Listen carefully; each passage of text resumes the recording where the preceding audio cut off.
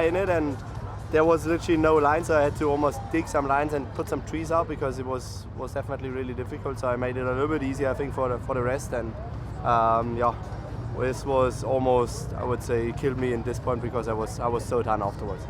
I definitely need some rest now because I'm definitely super tired, and then we're probably gonna have maybe a beer with the boys and have an easy night, I would say. Ya estoy súper contento, segundo podio consecutivo aquí en Erzbergrodeo. He estado muy cerca de ganar, pero Mani ha rodado muy bien. La verdad que lo he sentido que podía ganar, estaba a apenas 20 metros de él, pero ni aún así ha sido suficiente.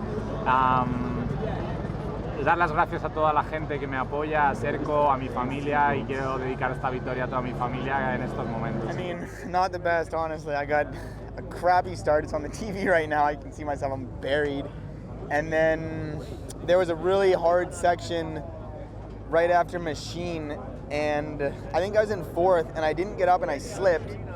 And then all of a sudden there's 15 guys and we're all waiting our turn, so I lost 4 positions right there, and then we all had to help each other. By the time I got up, there was like 30 guys there, so I lost so much time there, and I thought that was the end of my race. But I mean, I caught right up to the good guys right away, and then in Carl's Diner I just went to work, which was honestly surprising. I didn't think I was gonna be able to do so well there, but I seemed to gel in the diner. And then there was the Motor X Highway, which I think was probably the hardest, and I just cramped so bad, and I actually caught the leader there, but my hamstrings were so bad that I just had to sit there and watch him literally ride away. So that hurts.